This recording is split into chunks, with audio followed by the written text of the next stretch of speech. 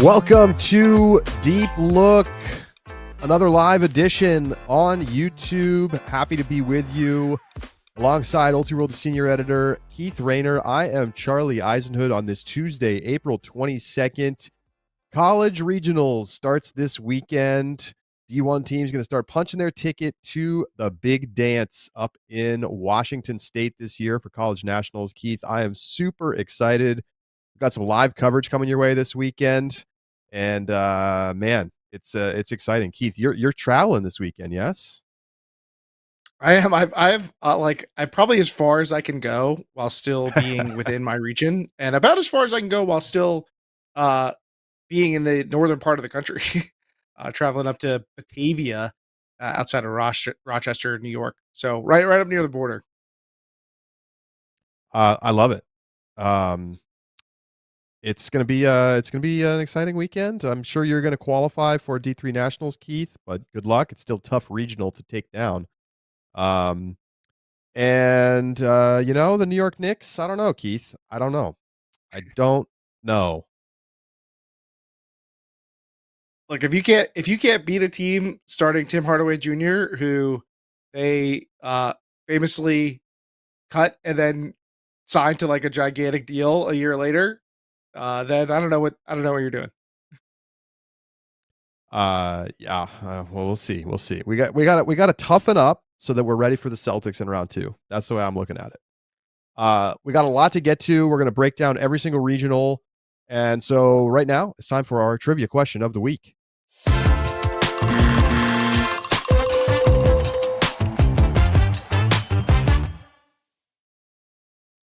All right, Charlie, hope you're ready for this week's trivia question of the week. Got to do something regionals themed, I think is the move. So went back and looked at which college team has won the most regional championships since the redraw. That's 13 seasons that you got to pick from. That's I guess your max. So which college team has won the most regional titles since that 2011 redraw? Aren't there going to be multiple teams that have basically like won it every single year since the redraw? If that's what you think is the case, go for it. Okay, give me 1 second to kind of just dwell on this. So I'm going to say, since the redraw, has any team won every single year? Probably not. Maybe one or two teams.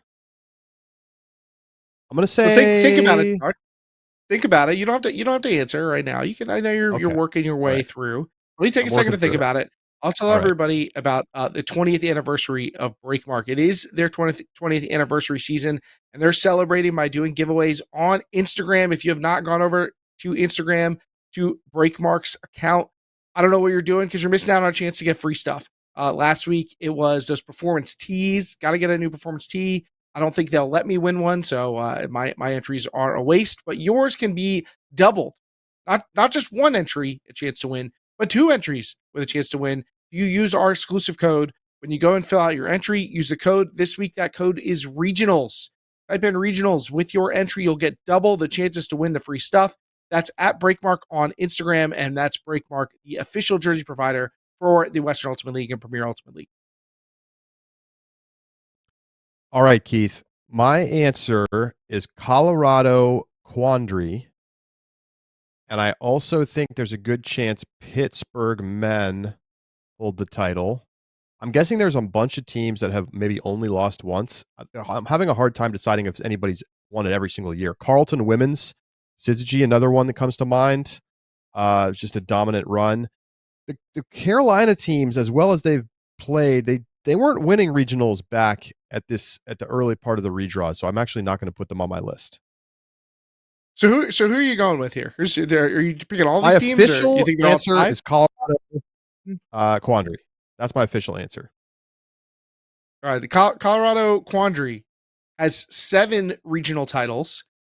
They share with Texas, Kansas, and Colorado College, who've all also won the South Central since the redraw. 7 is not. Yeah, that's a terrible guess.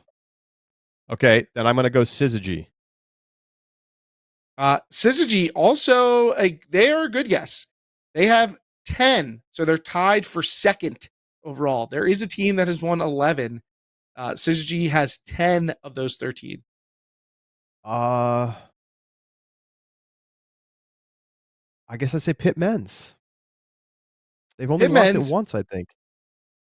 Pitt Men's is your winner. They have 11 titles in the Ohio Valley, I believe.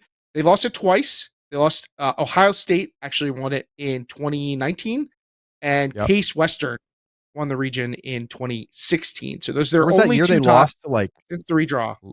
Lehigh beat them or something? It was super crazy. Not to win the region, but like in pool play. I think Pitt's that's a the year danger this year. I can't remember which of those 2 years it was. Yeah, Pitt's in trouble. They might not add They're to in that trouble. 11 this year. They're in trouble. Are there any other teams with 11? Is that the most?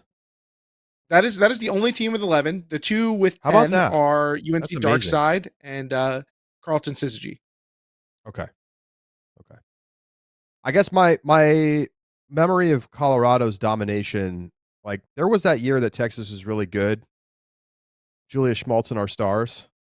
Yeah, right after the redraw, like their rivalry, I think was one of the best in the division. They really went back and forth with those Texas teams. But since then, it's been mostly all Colorado. Awesome. A great fact. Amazing that no one has won it every single year, despite like some seriously dominant teams. I wonder what if we look back, 10 years from now, will we see like the Carolina teams like winning every single year? Like if you had to bet right now, do you think Darkside will win the AC every single year for the next 10 years? And you can say the same thing for Pleiades. I would bet against both of those things. Okay. I think for both sides, I think in the next 10 years, someone else is going to win regionals. All right. It's time to get into, well, before we get to the regionals preview, just want to shout out the teams that qualified for D3 Nationals this past weekend with the Conf Regionals. Keith, you want to give us the update? Yeah, over in the D3 men's, Claremont, the Brain Eaters, won the Southwest Conference Championship. So they qualified for nationals, beating Occidental Detox. And they also Northwest got their qualifiers through. So Whitman and Lewis and Clark are both also going to be there in D3 men's. No updates in D3 women's division. We'll be deciding the last few teams this weekend. Whitman over Lewis and Clark 12-10 in the regional final in the men's side. Great stuff. Looking forward to a huge weekend. Most of the regionals are coming up this weekend. We're going to preview all of those for you right now. We're going to go in alpha order, Keith. What do you want to do? We could do alpha. We could do reverse alpha. You could spin the wheel, Charlie. Now let's start with alpha. You're the head honcho. I want to do alpha because I want to get AC out of the way. Absolute snoozer, Keith. Sorry to say. Yeah, obviously American University. I mean, are we done here? So let's start in the men's side. Atlantic Coast men's division. Let's throw it up on the board. Take a look here at the top teams. Of course, we know UNC, number 3 ranked in the country, going to be the heavy favorite. You got a couple other teams in the top 30, South Carolina and Virginia. But Keith, I just don't know that I see that there's much of a chance for anybody to get past Darkside. It would take a generational performance and UNC to have a D game probably.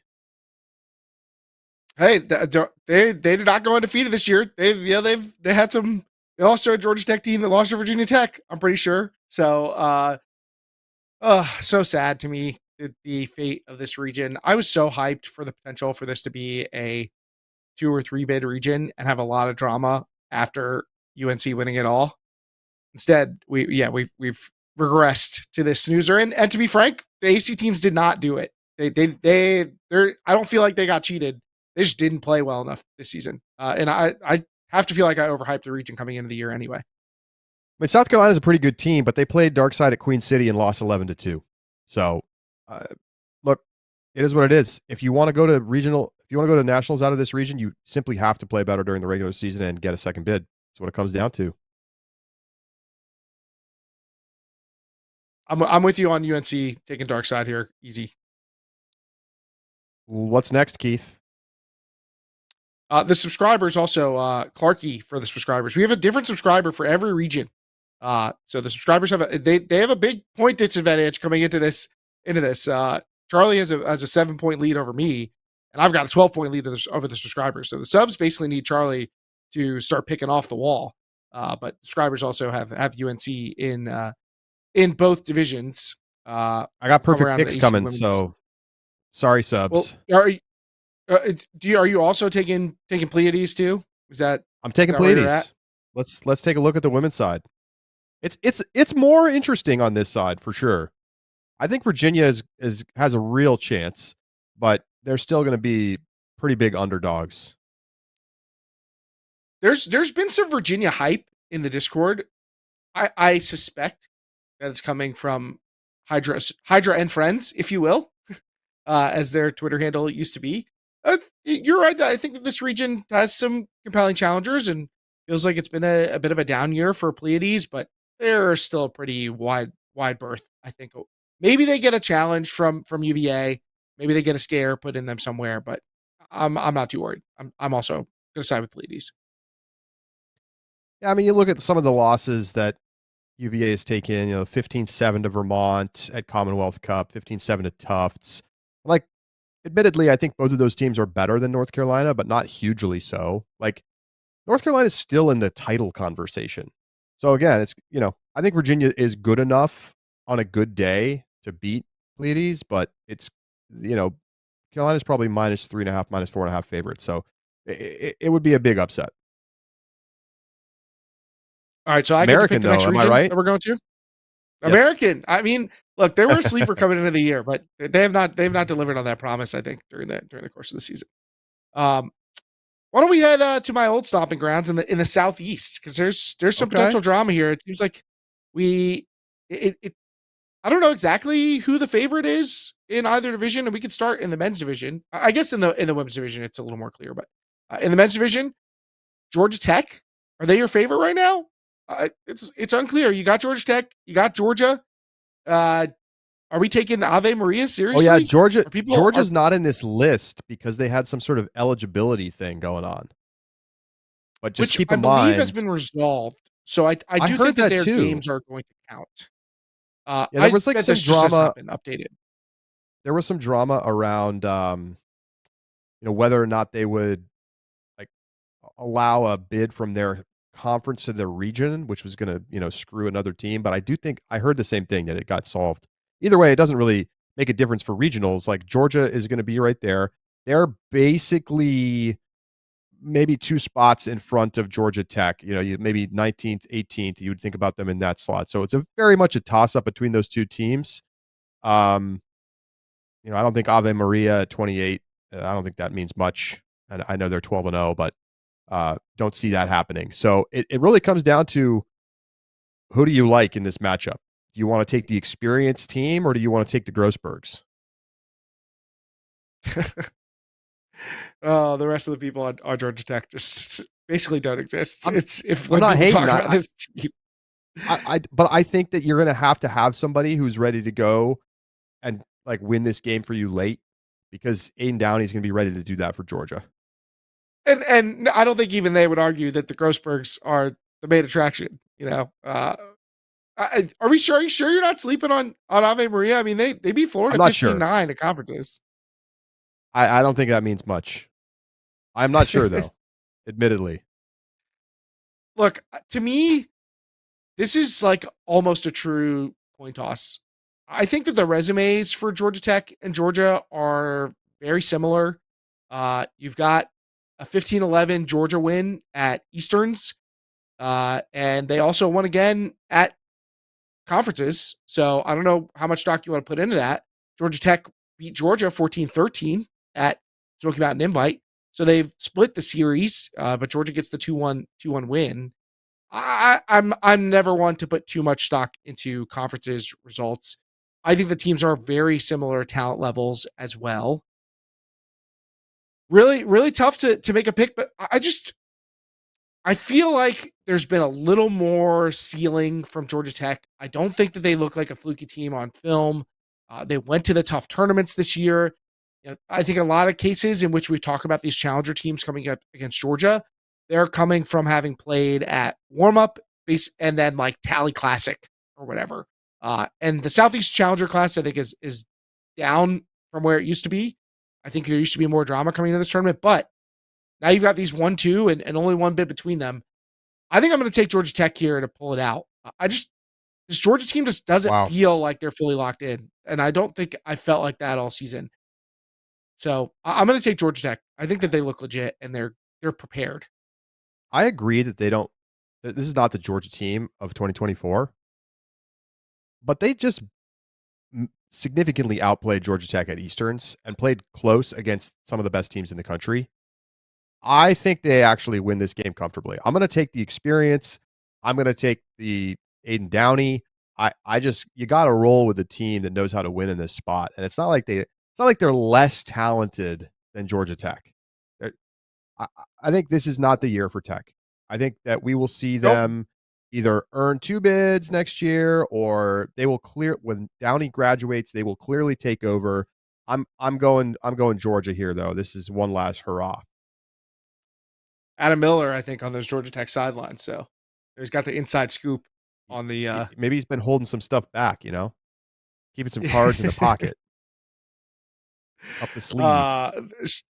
I appreciate Luke in the chat asking me to stay loyal to Juice and Emory. I'm not wearing my Juice today, but I wish him the best of luck. Go Dogs! But I got to pick competition win. How about in the women's division? Georgia, again, the favorite on this side in the Southeast, but it's close though. It's close. Is it? I feel like we've said this before about this team in this region, and it never comes to pass. 1 year it's Florida State. Georgia's won this region 5 years in a row, and maybe one of those years did they feel like they were just clearly like a top level, going to go to nationals, obvious team.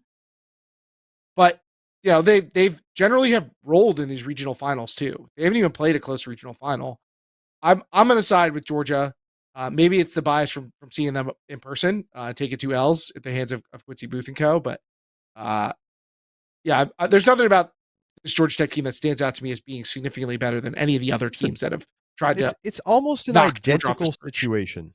It's almost an identical situation. It's very similar. Tech is a challenger. They're 3 or 4 points worse than Georgia. Georgia has the best player on the field. Take Georgia. But, I mean, it was 15-12 at conferences. It's not like it was like a beatdown. Tech is good enough to win. I just don't think they're going to quite be able to overcome the, experience gap and the Quincy Booth.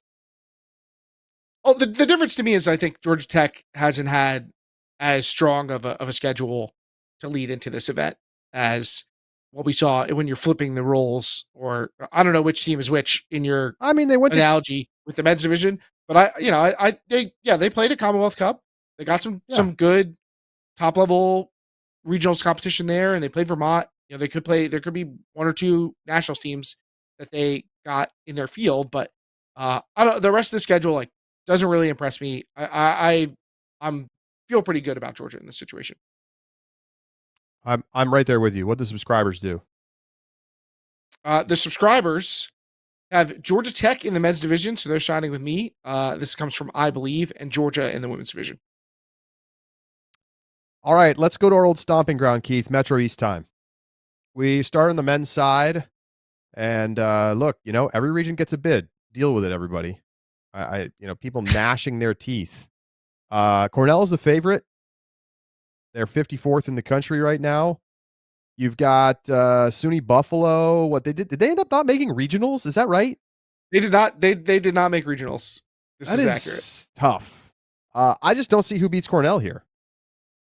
The other top teams in this region are from Division III. Buffalo won ECI. Don't forget. Anything is maybe possible it's the last seed in the Metro East. NYU about to come out of nowhere. I don't even know if they made regionals this year. But no, I think Cornell. I think Cornell is just simply the most tested. This is like we're back to the old times in the Metro East when it's just kind of like Cornell by default. Well, not pictured here, Charlie, is Ottawa, last year's champion. Cornell beat them 13-8 at conferences. And from the beginning of the season, when there was some Ottawa hype, we've learned that there's no Marty Gallant this year, which to me is a big difference maker. They still have Logan Keylor and Maxime Ayad, but I think people are over indexing on what Ottawa did last year and what they looked like last year, and not having Gallant. Gallant turned out, I think, to be a lot better than people realized. And that to me really dings them. So I don't know necessarily they're going to have the best player on the field. I'm going to take Cornell, but I do expect it to be close. And like you said, anything can happen in the Metro East. Like, it wouldn't shock me if Rutgers or Yale pops off and makes it. I think Ottawa and Cornell are the clearly most likely teams, but I think either one of them could lose to a team that we're not talking about. Subscribers? I don't want to see this Metro East chat. I see that chat. Metro. Why doesn't Southeast catch this smoke? Come on. There's a one bid region Keith, again. No, Keith, look at this list of teams. The majority of the teams at regionals are going to be ranked below 100. It's leastly. We're both Metro East alum. We live in the Metro East, but we have to be honest with ourselves. I'm just saying that the Metro East is taking bullets for the Great Lakes and Southeast to protect everybody from the Great Lakes. The Great Lakes also deserve some serious scrutiny. Okay, the subscribers are going with Ottawa. This comes in from Joe, who made the pick for the men's division. Wow. All right. On the women's division. Sam in the Discord, in reply to that pick, said, "This guy knows absolutely no ball." All right. Women's side, Cornell also going to be the favorite here. Keith's old team, UConn, second best here in the Metro East in D1. Keith, if Wesleyan played in D1 regionals, would you win the region? I think so. Yeah, I do. I think we would, to be honest. I think Cornell's pretty good, so I wouldn't put my life savings on it, but I think we would. Yes, I think we would win the region. We are lower ranked than Cornell, though, and I think Cornell should be the clear favorite. If Ottawa were attending this tournament, based on what I know about their roster, I would put them in the conversation. I think it would be very similar to the conversation we're having in the men's division. But UConn, they did win their conference. I think we've seen a big fall off from Yale and Bing, obviously. Columbia could be a challenger here, but there's not a lot else, I think, in the region to get excited about. So for me, I feel pretty confident about picking Cornell since they don't have to play us. Yep. I'm right there with you. Subscribers? Subscribers are taking Columbia in the upset in the women's division. So I like it. It's shout spicy. Out to they're now Chimera. I didn't know that. I see them practicing right by my apartment. I live right across the street from Columbia's football stadium, and they practice out here. So it's like neighborhood pride. Well, it's pretty bold since they lost 10-7 to NYU. It is a cool name. They dropped their previous name was Pandemic, so I can see why they decided to change. And they had just changed. I should take NYU. I mean, I should take NYU. You could. Well, you're not gonna. Let's see. I don't think so. They lost to UConn at conferences. They split games, for what it's worth. No, I'm taking Cornell. UConn's got a shot. Don't. I would not write them off. Again, this same thing we said in the men's division, and there is no safety in the Metro East for sure. But go Purple Rain. If y'all win, I'm buying merch. Keith, where are we going next? I get to pick. Yep. Why don't we head? Let's head out west. We've done a lot of one bid regions. Let's go where all the bids ended up and head to the Southwest. Oh my gosh. There's too many bids. I don't know how to stay on top of it all. I know, right? We'll start on the What men's do you mean side. we A don't little pick bit, a one little bit team? less crazy on this side. Take us through it, Keith. So on the men's side, I think the heavy favorite's going to be Cal Poly Slow coming in. Although finishing with a top 10 ranking, UC Santa Cruz showing up, and then Cal is going to be the heavy favorite to finish in the top 3. I think it's you're strong money putting on those 3 to be your qualifiers. Can we see one of the many long time programs stepping up in the Southwest? Stanford, UCSD, UCSB, one of those teams show up and get an elimination here? Well, Southwest has been a dangerous place before, but Charlie, what do you think? Are you varying from the top 3, or are we really just picking where Santa Cruz and Cal are going to finish? I I just I haven't seen enough from these teams below them to make me feel like they have much of a chance. Um, no, I think it's going to be pretty comfortable victory for those 3 teams. It's quite a question of order. I mean, I don't think it's crazy outlandish to think that Santa Cruz could beat Slow. I also don't think it's at all crazy to say that Cal could win this region. I mean, ultimately, I'm going to go chalk. I'm going to take Slow, Santa Cruz, Cal in that order. But Slow's ceiling is the highest of these teams. But I think that, it's like a divisional football game in the NFL. Like they know how each other play so well that, Cal's zone could cause problems. Maybe it's windy. Like I can see it.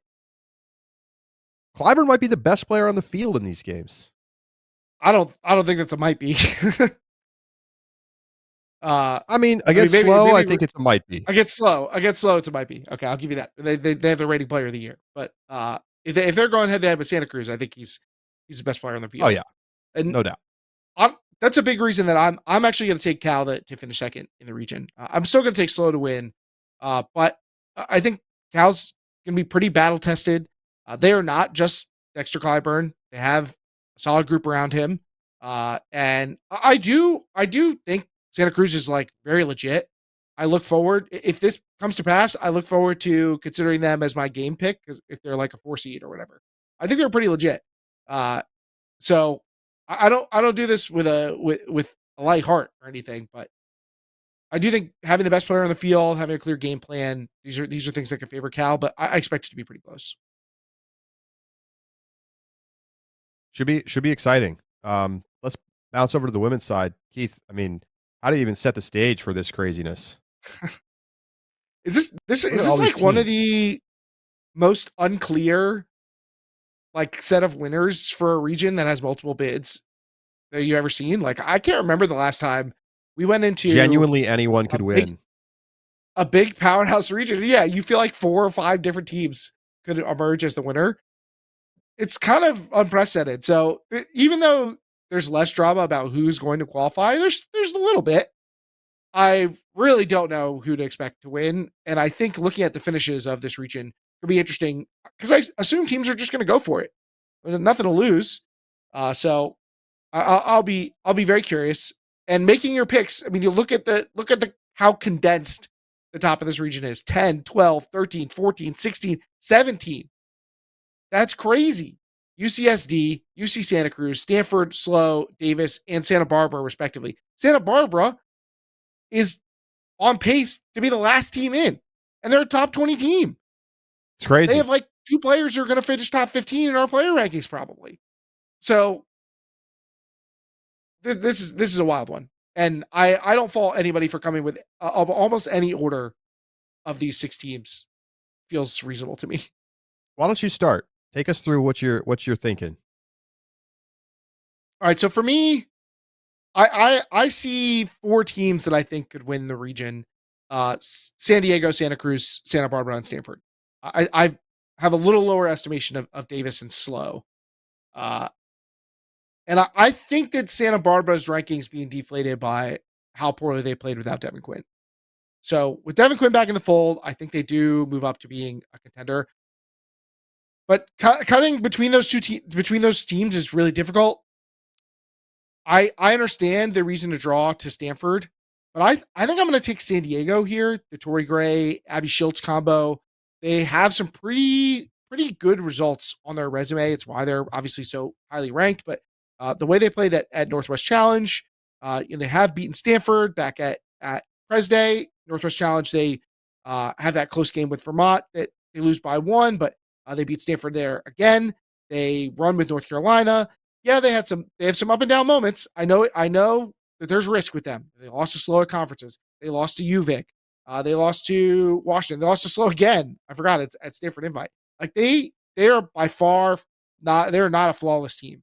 But Margot Nissen, Abby Schultz, and Mars Bow and Torrey Gray, I think they have a lot of top end talent.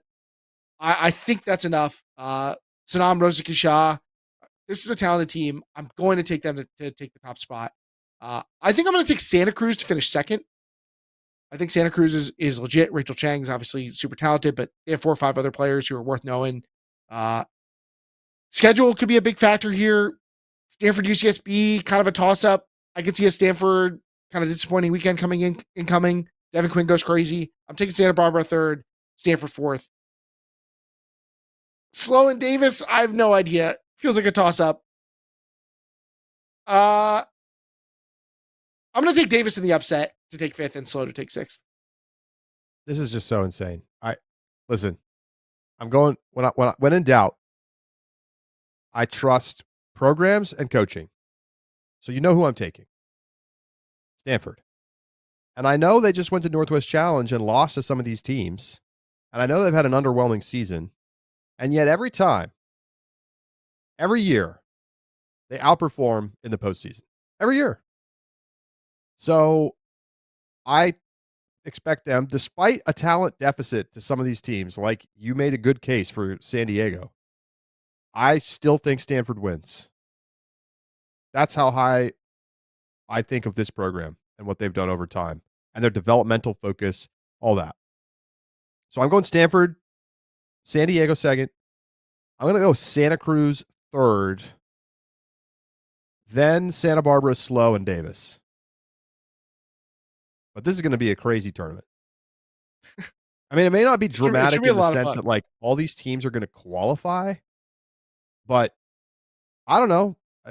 It's not inconceivable that we see a UCLA or a Cal get upsets. I mean, we saw some upsets at conferences. UCLA is good enough to beat one of those bottom teams if they're having a bad weekend. So I don't know. It's going to be crazy. I'm almost tempted to pick the upset, too, but I'm not going to do it. You could have teams. I'm going to chicken out. You could have teams like losing early and then playing well on Sunday. You could have teams dropping. What is the format going to be? It's going to be nuts. Yeah. Do they have to make write a new one in the manual for this? Yeah, maybe. We could look it up.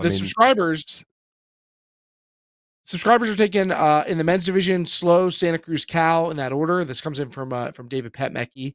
And then in the women's division, Santa Cruz, San Diego, Stanford, Santa Barbara, Slow, and UCLA. So the UC Davis upset. UC Davis misses out, and UCLA comes in. Totally reasonable take. I'm not one to count out Emily Dino and Emily Chu and Lucy Mertz, but I see where you're coming from. I mean, I feel like I'm throwing darts, if I'm being perfectly honest with you, Keith. How do you really distinguish the mixed up results and how tight these teams are to each other in the standings? I think it's really, really difficult. It's going to come down to kind of like who shows up and plays well. Well, we got 16 teams. I'm going to give you the basic format, okay? 16, 6 advancing. Clipped pools. Then bracket 16.6. So I'm going to look at that. Because I want to know, like, how do you get in? So bracket 16.6. This is complicated formats. You can look them up on the USAU page. They have like a whole table because they changed a bunch of stuff. So the format manual is out of date because they go to clip pools now for when normally a regional would have teams playing like 8+ games. So 16.6. Yeah. Too many games. I get why they do it. 16.6. Here we go. Quarters. Okay. Once you win, if you win your quarter, I think you're good. So all the semis teams are in. And then it's just like they play out for seeding. And if you lose your quarter, then you just have like the crazy grind in the backdoor bracket, basically. You can win your way into the 2, 3, 4, 5 games, but if you lose back-to-back games to start, then you're on like an endless path towards game to go. If you gave like Notre Dame and Virginia, if you're like, all right, if you buy the plane tickets, you could just play in the Southwest this year. Do you think they do it? They just fly to regional. We're going to Southwest Regional. See you guys later.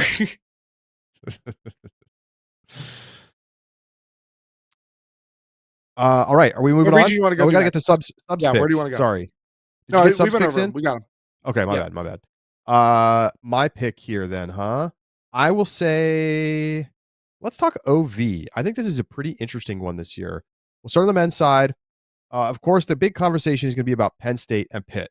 Now, there's some other challengers here, perhaps. Cincinnati's looked pretty good. You never know about Case Western, but mostly we're expecting the kind of like slow march towards that game to go in the final between Penn State and Pitt. Pitt has really struggled at the end of this season, and Penn State hasn't looked amazing, but they've looked a little bit better than Pitt. Keith, what are you going to do? You got your decision made here? I do. I took a look 15-14, by the way. Yeah. At SMI, Pitt wins 15-14, but Pitt had a terrible Easterns. There's not. I mean, Penn State also went 1-6 at SMI and got 3-4 at Easterns. So it's not like their Easterns was really that much better than Pitt's. There's not a lot, I think, to separate these two teams. But I think I'm going to take Penn State. When I looked over their resume, I think it looks a little bit better than Pitt. And I don't know if we've ever seen Pitt look this disheveled. What about conferences? conferences? I mean, Penn State blew them out at conferences. I don't know how much stock you want to put in it, but 15-10. Well, again, I'm not going to over-index on conferences. I just think this Pitt team simply looks like they're not used to playing at a talent deficit, and I think they might be at a talent deficit against Penn State. It's a tough one. I think that the final will go either way, but I'm going to take Penn State. Oh man, Pitt could have pulled it together. I don't know. I think there's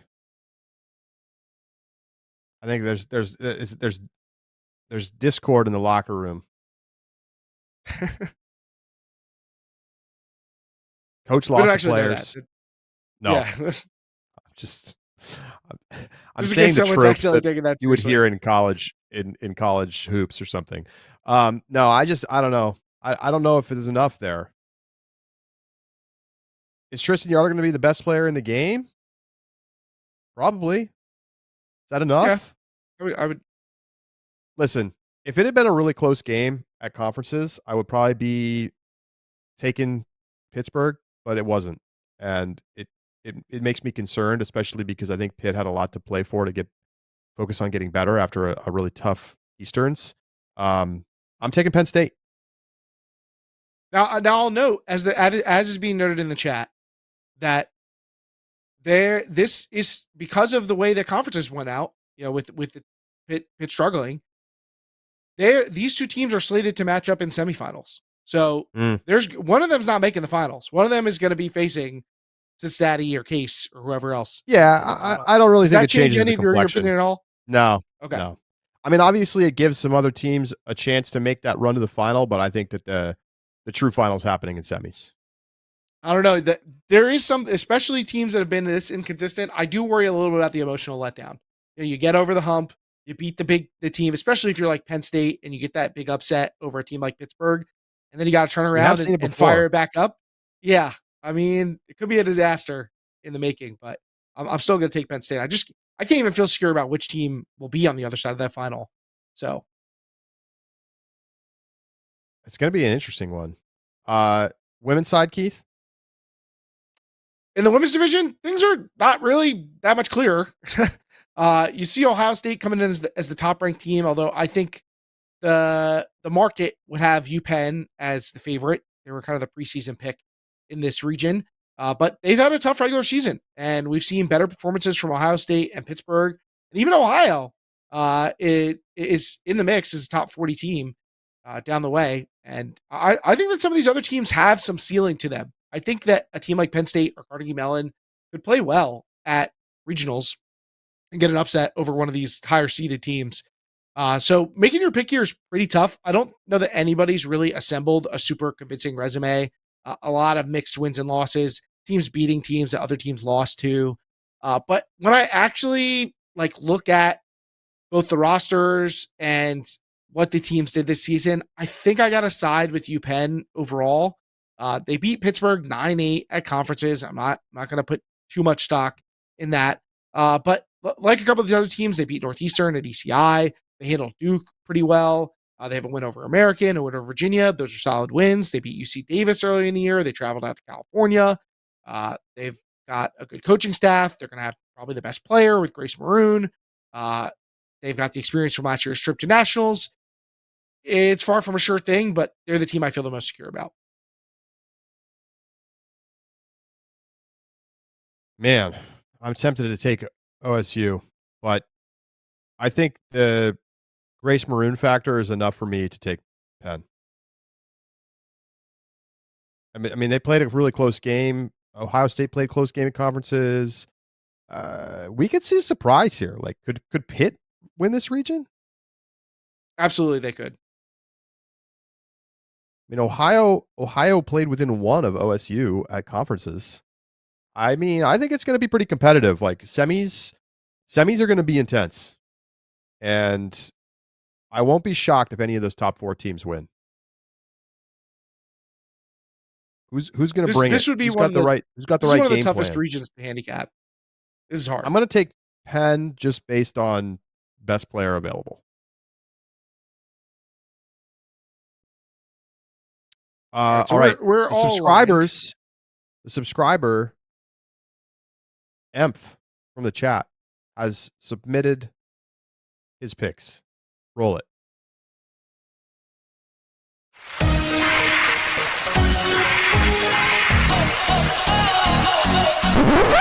What?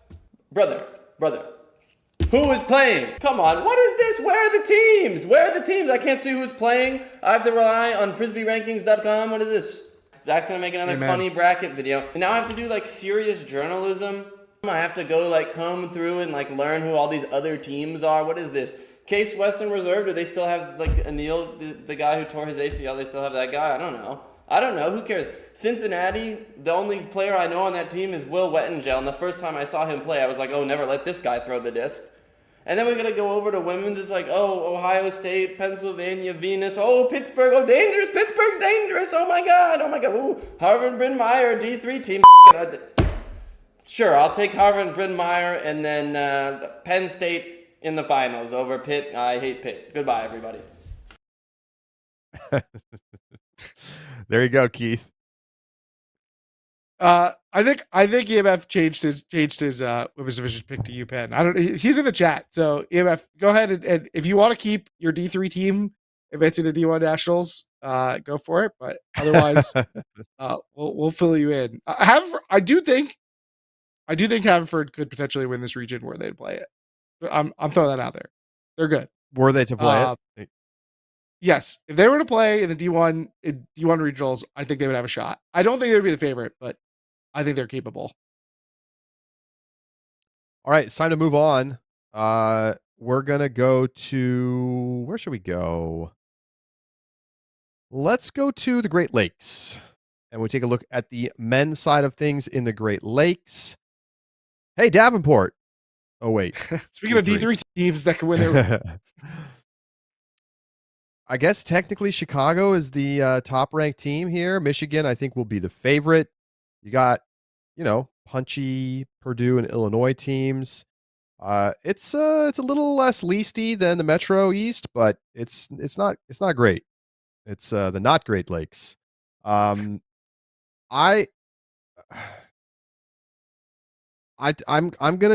going with Michigan, but not with a lot of confidence. Have you heard the Indiana State rumors, Charlie?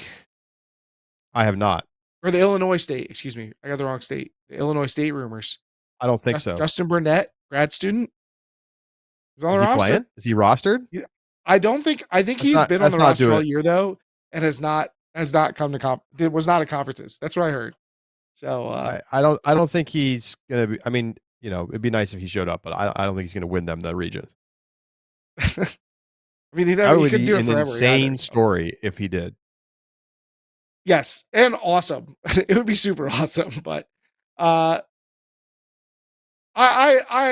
definitely going Michigan. We've played this game before. I'm not getting rope-a-doped here. They never try in the regular season. They always are like developmental focused. I think maybe they are over, like they've erred in that this year. The region's a little better maybe than they had anticipated, but maybe next year Davenport's arrival will push them in a new way. But the Chicago team, full strength, they can pull it off. There's some talented players on this team, but definitely. I just never know when they're freaking going to play. So I don't know who's going to be where. I just can't bet on a team in that situation. And Michigan, even a fully loaded Chicago team could still lose to Michigan. So I got to take Michigan. There's too much talent on this team. They've had a disappointing regular season, and I guess if you chalk that up to them being developmentally focused, it makes sense. But they're too good. Like they should not be below at this point. So I'm taking Michigan. They should be a top 20 team, right? I mean, Bartlett, like I don't know what's going on. Like I don't know why they're not better. I know he got hurt during Easterns. I guess I don't know what his status has been then, but I mean, it's not just hit. Like they have James Hill and Philip Isev and Jordan Bacharach. Like yes, they're this good. Team should be good. I agree. They're going to win the region and then flame out of nationals, and we'll be frustrated by it. Who are the subs taking? The subs are also taking Michigan. This is coming in from Ramel. All right. So Michigan sweep. I feel like this is a good chance of an upset, though. One of the higher in the chat variance regions. Joe asks, "How's Indiana?" I feel like this is an annual Indiana check-in point, right? Every year I feel like there was all that buzz maybe about it's Indiana. Indiana's year. when they started out the season. Center Grove was they won their first 10 games. They beat William and Mary this year. They beat NC State. They're okay, and they won their conference. So I think semifinals is there. Like they could get an upset, but I'm not giving them more credit than that right now. Will this be the year that Indiana finally gets over the hump? No. Let's go to the women's division. Over in the women's division, Michigan has had a tremendous regular season. They're by far the favorite, except Notre Dame beat them at conferences. Also had a good regular season, just missed out on a bid. Could they upset a Michigan team that feels like it's having like a banner year? Like harkening back to the Michigan teams of old. And yet they have a strong challenger in their region. Charlie, can you convince yourself that Notre Dame can get an upset here? I believe they can. I don't know what to make of that conference's game. Because Michigan could come into that game and just be like, we're sitting our three best players and we're just like, we're not showing you cards. We're not showing you our offense. Because they know this is the team that they're going to have to beat at regionals. I think at the end of the day, Michigan's probably a 5-point favorite. and that what we saw at conferences was them not showing what they're really capable of. I could be completely making that up. Notre Dame maybe just came out and straight outplayed them, and Cat McGuire was like rendered, neutral in that game. I just don't think that that's what's going to happen. I think Michigan has proved that they are like a legitimate. They're almost at the championship contender level of how well they played this season. Notre Dame is good. I think they needed to earn a bid. I expect Michigan to win comfortably in the end. George Burrell asks, what's the forecast for Great Lakes Regionals? I haven't looked Oh at my it. gosh. I will say that my understanding of conferences was that it was windy, and Notre Dame, there was a lot of zone, and maybe Notre Dame scored an upwind break. I don't even know that part, but it was a 1-point game in wind. Like, it's not that weird for a team to get an upset in that situation.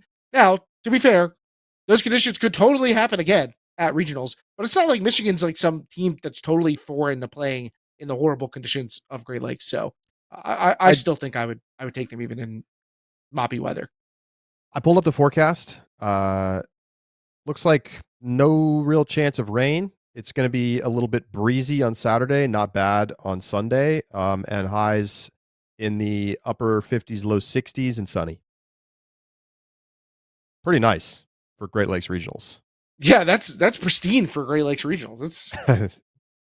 That's tropical. Subs? The subs, double Michigan as well. The subs didn't pick with this in mind, but they need some more variance because they got to catch up. All right, Keith, where are we going next? Let's travel over to the South Central. And we can start in the women's division in the South Central.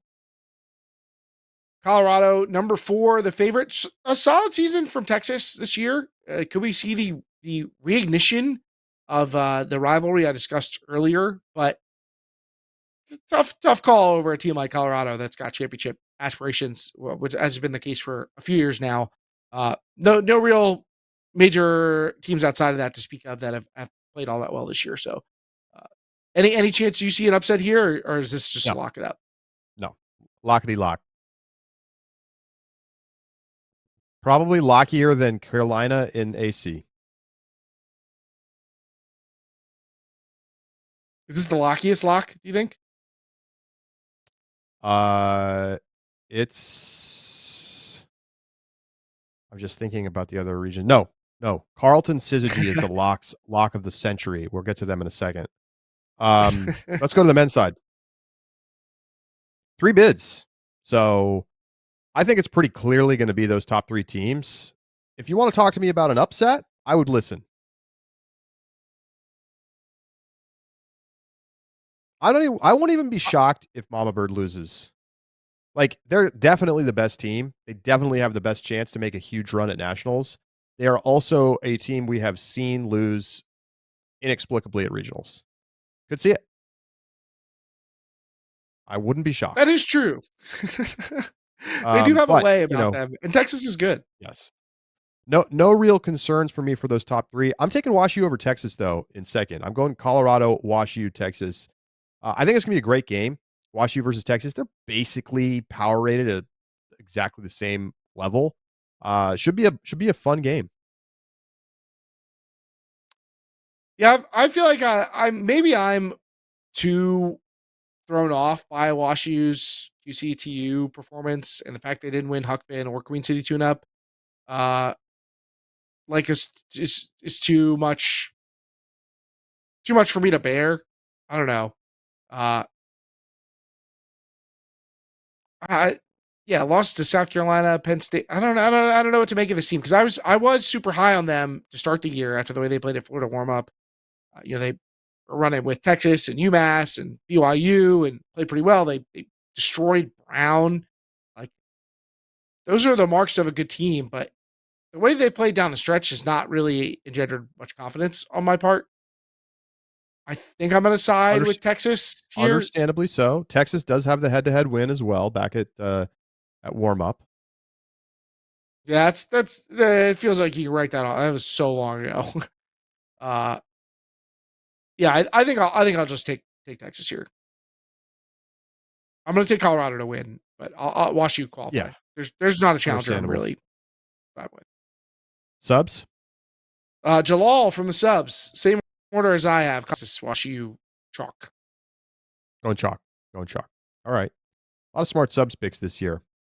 North Central. We go to the women's of the NC. Look, I really want to see these Minnesota and Wisconsin teams earn bids so they can go to nationals, but it hasn't happened. It keeps not happening, and there's no world in which they beat Carleton at North Central regionals. So thanks for playing, but Carleton's just too good. Closer to a college championship than to losing to these teams. I'm sure it's frustrating to repeat this cycle over and over again for Wisconsin and Minnesota. Go through the regular season, try and earn a bid, do solidly, but come a bit short. They finish in that 25 to 35 range. Show up to regionals, hope you're going to upset Carleton, get kicked in the teeth. Like I imagine that gets pretty frustrating. These are programs that are getting overlooked because of the fact that they can never get to nationals through this pathway. But you got to win in the regular season. They're just not pulling it off. I think Minnesota's a credible challenger. I don't think they're going to get stomped by Carleton, like we've seen in some other years. They lost them 12-7 at conferences. An upset is not totally out of the question. I just think it's highly unlikely. So I will obviously take Carleton. I feel bad for Minnesota. I think Colorado was a lockier lock than Carleton this year. I'll say that. Wow. Okay. I feel bad for Minnesota because they lost 4 games this season by a goal. They lost to Georgia, William & Mary, Ohio State, and UVA. If they win those 4 games, they probably earn a bid. Like we could go do the math if we wanted to, but it is that much of a borderline situation. Where did they finish in the standings? 24th.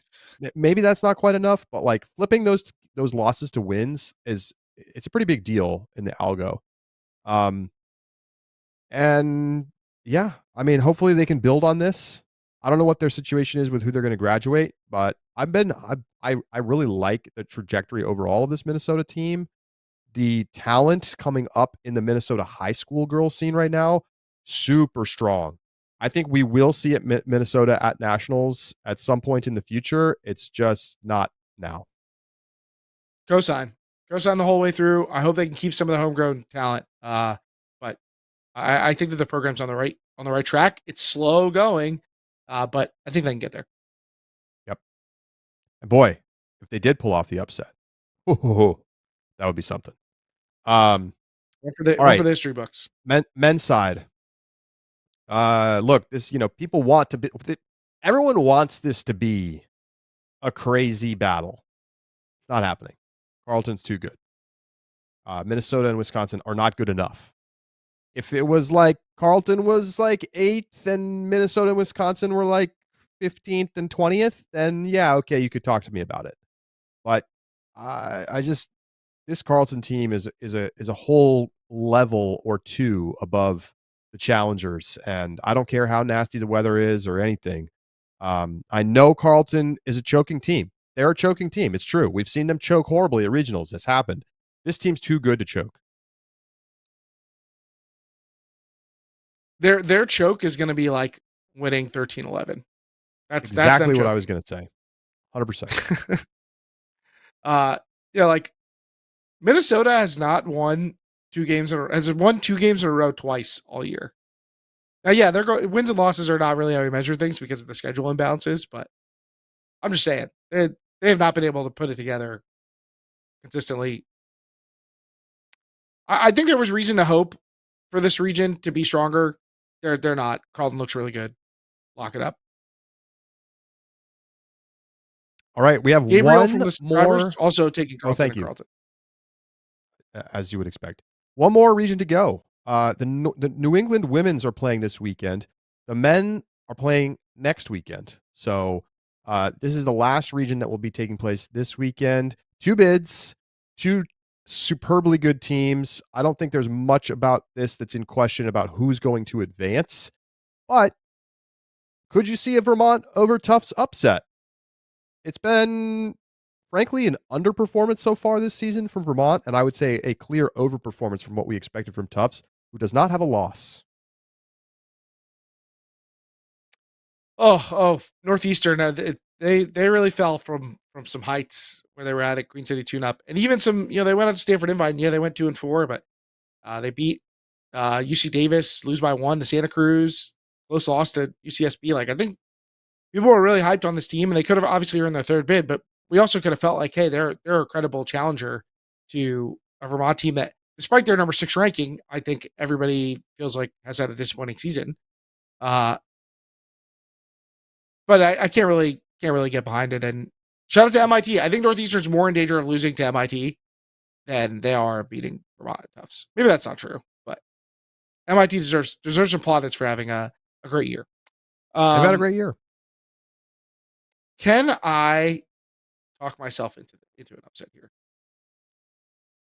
Vermont, aside from some consolation wins, I mean, I guess their banner win is beating UC San Diego in that comeback in the first round of Northwest Challenge. Other than that, they lost their toughest games before consolation play at Northwest Challenge. They lost their 2 tough games at Queen City Tune-Up. They didn't get a ton of competition at their level at Commonwealth Cup. So maybe they're just a bit untested, but I keep waiting for this team to play to their ceiling. It's a little baffling that we haven't seen it yet. But I think in the spirit of this season, it's time to shake it up. I think this is the weekend that they show us the ruckus that everybody was expecting to see all season. Wow. Tufts is very good. They're a credible championship contender. I think that their bona fides are totally legit. I don't think this will prove them as frauds or anything, but they're not infallible, and Vermont's really talented, and these teams are really familiar with each other. I think they'll be very fired up to play one another. I think Vermont hands Tufts their first L at regionals, and we get some spice going into nationals. It would spice things up. There's no doubt about that. I don't know, Keith. They haven't played this season. Tufts has just been so good. I mean, I guess what's your concern, right? That they haven't been super tested. They played Carleton and UNC at Queen City and beat Carleton 9-7, crushed Carolina, crushed them 11-6. They go out to Stanford Invite, which, decent competition level. They win all their games there. They play ECI and just absolutely mop the floor with everybody. Vermont's been a little shakier, but they've also had more reps against the top level teams. I don't know. I think I'm just a Tufts believer, Keith. I just think they're actually really good. I think that they might win the championship this year. I actually think they win this game comfortably, like, 15-11, something like that. So I'm riding with EWO. I don't want to be cast as an EWO hater here, that I don't believe in them. I do. I think Vermont has the ability to play up in a way we haven't seen this year, and that these two teams are closer together than it might appear. I also think one of Tufts' advantages to me is how athletic their O-line is. I mean, you've got maybe the best thrower in the division, and then you've just got a stable of athletes. You're talking Mina Brown and Annabelle White and Rianne Barrett and Emily Kemp. Like, they are very athletic downfield. But that's kind of where Vermont like makes their money. And I think Vermont can match up with those matchup wise. It's a good fit for them. Maybe. I mean, you could argue that means that Tufts gets to like go head to head with Vermont superpower and could just change the angles in a way Vermont can't. I think it's another way to interpret that both of these teams have some big time athletes. I think Tufts usually has been at the athlete disadvantage, the size disadvantage against Vermont in a way that they might not be this year. But yeah, I can't say that I have like a super great on paper reason to pick this. This is more of a gut pick, feel pick. Vermont won this game last year, 15-11. But they were a better team last year. I think Tufts has leveled up. Tufts is better this year than they were last year. Tufts is better, absolutely. But it should be a great game. I think it's definitely going to be an exciting game. So That's going to do it for our regionals picks. Did the subs make their picks? Did you get those?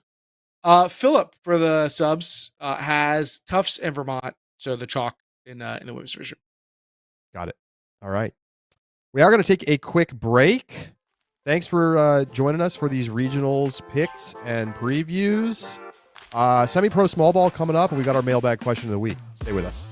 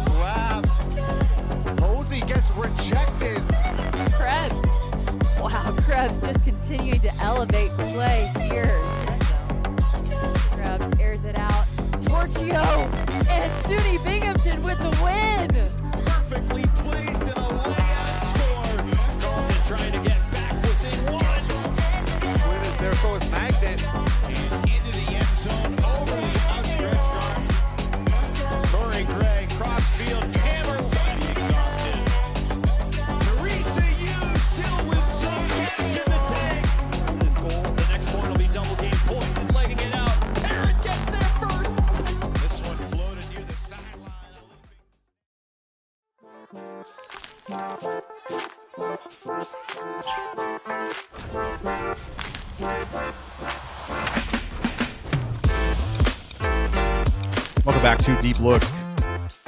We keep it rolling here live on YouTube every Tuesday, noon Eastern time. So time for some semi-pro small ball. We've got the start of the UFA season right around the corner.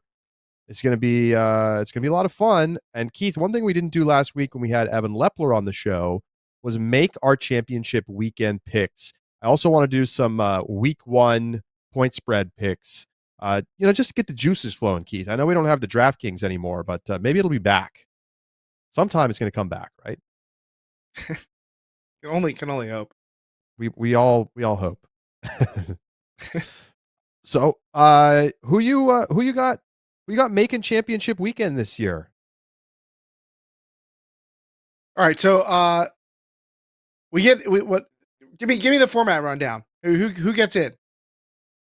Championship weekend's just okay. So we get the top top three. The top three from each division make the postseason, and then 2 and 3 play a play-in game. One seed gets a bye. Then they play the divisional finals. Winners of the divisional finals advance to championship weekend. Got it. Okay, so you're only going to get one team from each division in championship weekend. That is correct. Yes. Which has plagued the East for many Eastern franchises have had to sit on the sidelines for championship weekend. All right, I'll come to the East last, I think. I actually don't know what's the easiest division to pick from, to be honest. I think out west, I'm going to go with Colorado. Understandable. I'm going to take Colorado to make championship weekend. Yeah. I'm not even sure which 3 teams I think will be in the postseason. I think Colorado, I know you're really high on Oakland, but Colorado, Seattle, Salt Lake? I don't know. No. In the South. You know that Oakland made the playoffs last year, right? Yeah. Just a reminder. Because Colorado had the absolutely bombed out. Colorado is not going to play like they did last year. Come on. In the South, the classic Hustle Carolina matchup. I think I'm gonna take the Hustle. I'm gonna take the Hustle. Yeah, they're gonna finally shake off the demons. They've gone through so much. I mean, in classic Atlanta sports fashion, they've gone through heartbreak after heartbreak, but they're gonna get through this year. Out east, Give me Boston. I'm taking Boston out east. But the Central, is this the hardest one? I think this, for me, this is the hardest one. I don't think it's hard for you. You and Evan think Minnesota is going to lose all their games this year, as far as I can tell. Oh my gosh. Look, they're the reigning champs, whose championship weekend MVP is like 24 or 25 years old. Like, two of the other three best players on their team are also like just out of college. They also return all the other veteran best players, like they got a lot of buy-in. Raynor. I hear you. I'm just saying. I don't know why they got totally written off. Chicago has all the stars, but what has the Chicago Union done? What's their track record look like, Charlie? Well, they went to the postseason, 2 years ago? They've been good. I mean, it's a recent phenomenon that Minnesota's getting a lot of credit for winning a Windfest pair of games. They're really getting a lot of credit, because otherwise, when they played good teams last year, they got smoked. I don't know. Wasn't last year their second year in a row championship? I watched them in person. Didn't they almost make the final 2 years ago? That is totally swaying you. I swear. Well, I was at that game with you, and they got absolutely crushed. Oh no, I wasn't at that game. I'm thinking of a different game. They did get crushed. I do remember that game. I get it. They got crushed by the Empire, but I really think that caused you to think that they just were totally fraudulent. I think it's completely reasonable to think that they're going to win the Central. Completely reasonable. I might make the pick myself. I still don't know what I'm going to pick.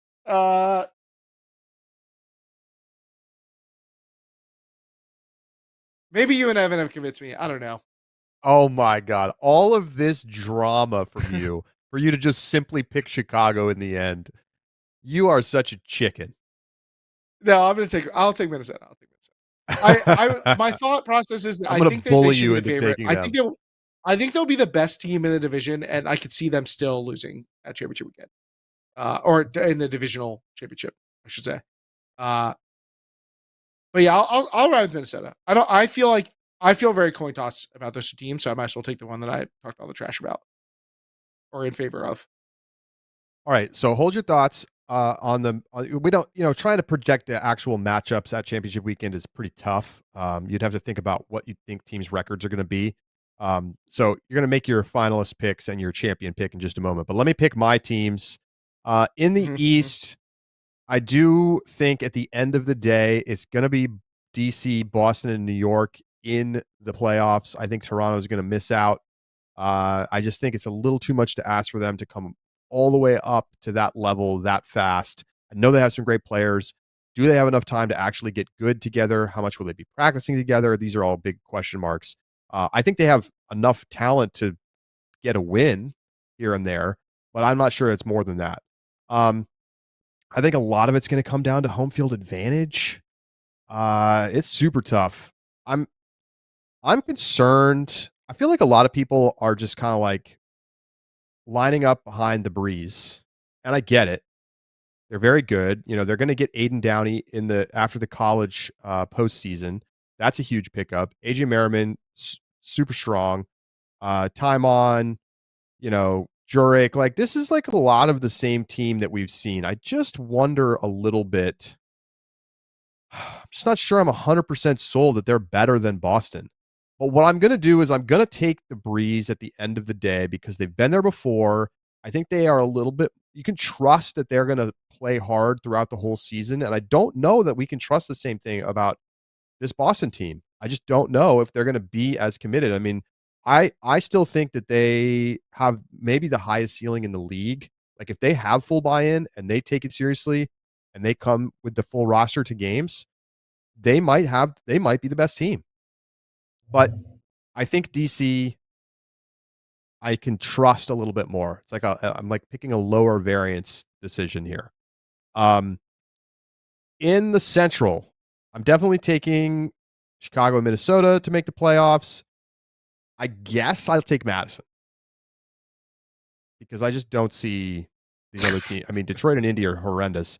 And then like Pittsburgh is maybe, but I think I take Madison. I like their home field advantage. I like their defense. They're going to lose in the first round, and then it's going to be this Chicago-Minnesota game.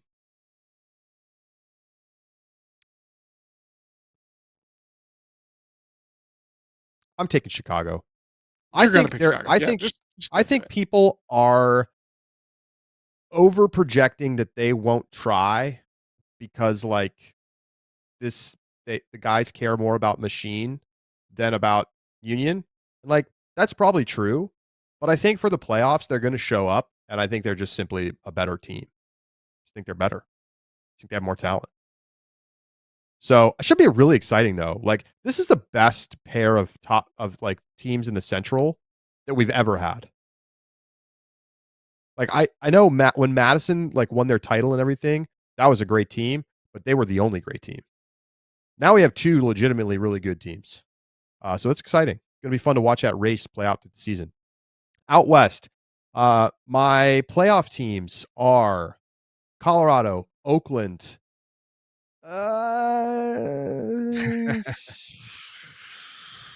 Shred.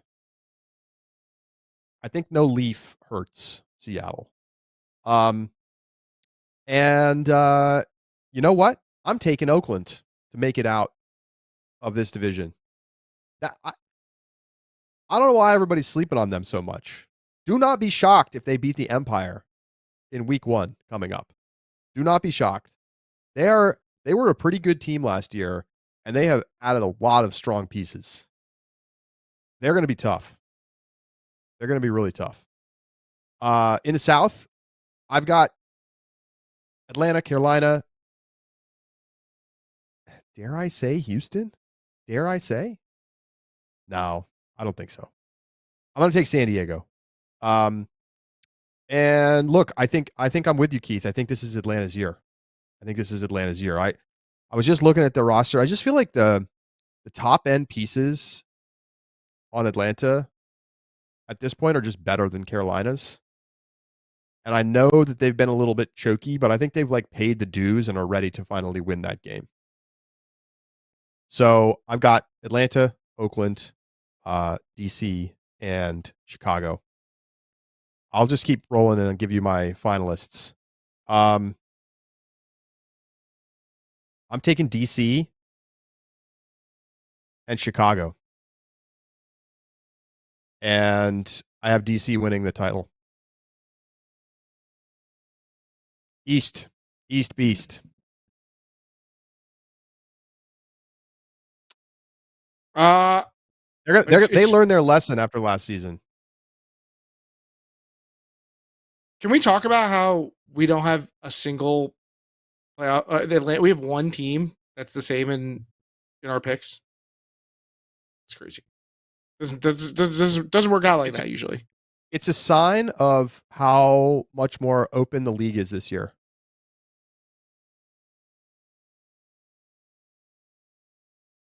All right, I'm gonna take Boston and Colorado in my final. Although, yeah, no, I'll take Boston, Colorado in my final. Okay. I'm gonna have Boston winning. I think they're going to be the most talented team. I think whoever wins the East wins the title, but I think that almost every year. You do think that almost every year? It's often true. Big homer action. I'm sure that people say it about you. Well, it was easy when the one team was the best team for forever. Non-windy BS fest last year, and DC wins. I mean, we don't know that. I'm telling you.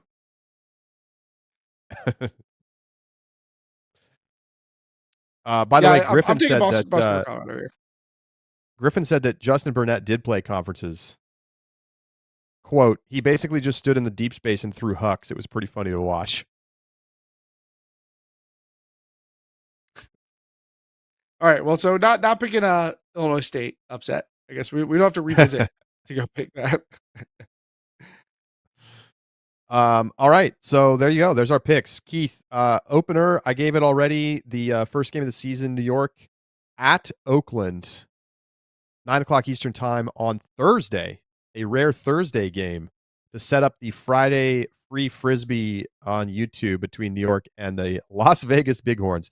So the opener, I've got New York minus 2.5 as the spread. Who you taking in that one? Minus 3.5, you said? 2.5. 2.5? I'll take Oakland to cover that. Tough travel. Although I think that New York's probably going to be pretty complete with their roster and be pretty amped up for game one. But yeah, I'll take Oakland. It's a tough cover. It's a tough. I think they got a chance at getting upset. I think it's a tough call. I definitely think Oakland is a live dog. As much as I'm hyped up on Oakland, I think New York comes out and wins this game. And I think that I'll take New York to cover, but it's a tough call. Well, how many of these Oakland guys are college guys? No, like I see Raekwon Atkins and obviously Dexter Clyburn, Carter Langford. I think that's it mostly. Meaningful players, though. That's probably not meaningful, but they're going to be Eli Kearns and Leo Gordon, Jason Valet it up. So that doesn't swing me. I don't think. I think this Oakland offense might be pretty good. Might be pretty good. Why is this Vegas game on free? Yeah, I'll keep it. All right, so New York at Las Vegas. Spread is New York minus 9.5. Is that too fat? No, it's not. I'm taking them to New York cover. minus 9.5. You're going to take them to cover? Vegas is not going to score 9.5. I had a fabulous conversation with Las Vegas Bighorns coach Matt Bode yesterday, who immediately came out and said, I have reasonable expectations. We could definitely beat New York in week one. What's the Vegas team total? Seriously, what would you give me as the Vegas team total? Where's AK? I will place a bet on this. They're gonna 12.5. 12.5. Yeah, give me the under. I'll put money on that. I have no real sense of what to expect. I think their offense will score some. Like they have some it's kind of hard not who to are decent. Joel Clutton, Stephen Poulos is still a really good thrower. They got some big guys. You're talking about these are the best players on this team. Like those are the guys who should be your role players. Listen, Keith, I'm not saying they're a good team. Bode says he's going to try to drag every game down into the mud, play super zony, slow games because that's their only chance. Would Stephen Poulos make? If you're looking for a reason, would he make the Flyers roster?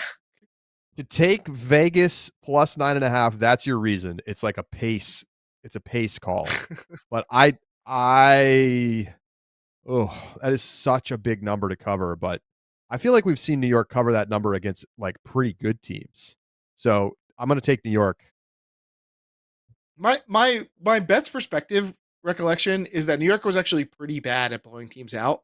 And they were always, back when we used to bet on DraftKings, they were always getting fat lines, and you could like always take them to not cover it. But like, so it is not hard to imagine. Like the New York D line is extremely good. Like they have multiple worlds level players on their D line. If they get the ball, they're just going to score breaks so easily. Like I that's why I think I can see it being a big number for New York. And they're playing a road back-to-back. They're going to be in Vegas that night. Like, focus could be lost. I know I've made a bunch of jokes about them going out too much prior to the game. They're not they're not going to Vegas Thursday night. That's good for them. But yeah, this is gonna if Vegas wins this game, I'm gonna accuse it to fix. I'm gonna say the league's fixed it. Okay, that's Just fair. be ready That's for fair. that. Let's go to the PUL Week 2 results. Pop in on what happened over in the Premier Ultimate League this past week. I am waiting for the graphic to pop up before I begin. There it is. Nice big win for the Radiants over the Soul, 23-16. How about Indy over Austin, Keith, 15-13? I'm so hyped for this red team this year. I think this is I still think they might end up falling short in such a tough division, but I think they're pretty good, and this probably helps support that. Although tough start to the year for Austin, 0-2, and Raleigh backing it up. I think Seoul looks pretty solid. I think you got to feel very good about Raleigh's chances of making the postseason right now. And then the Shadow 19-8 over Atlanta. Do you think this makes you feel like Shadow clearly like a step above Raleigh, given the score differentials in those two games?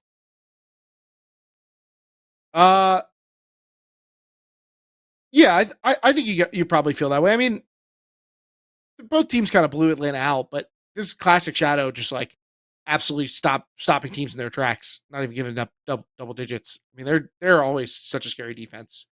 I have to stay on the DC side right now. All right, and then let's check in on the Western Ultimate League results from the weekend. We've got the Falcons getting the 15-12 win over Oregon, and the Super Bloom keeping it rolling, 20-12 over Arizona. Super Bloom have looked great, Keith. It's been blowout fest. Yeah, I mean, right now you got the 3 undefeated teams. They all have really fat point differentials. It's been really impressive for San Diego, Colorado, and Seattle to start the season, and we've seen them not really slow down. San Francisco gets 15-12 win over Oregon. Still feels like it lends credence to the fact that San Francisco may be the one team that bridges the gap between the top teams and the bottom teams right now. They get the win. It's not necessarily comfortable. I think this Oregon team might be getting better. The season's so short that it might not matter in the end, but I do think that feels like they're on the upswing. Another crazy game from Jackie Riley. Jackie Riley's been scorching hot. Probably going to be in some awards conversations coming the end of the year for Oregon. All right, it's time for our mailbag question of the week. Keith, what do we got? Well, maybe you should have read this one because I didn't know this was happening, but the question comes from me. I'm asking the question.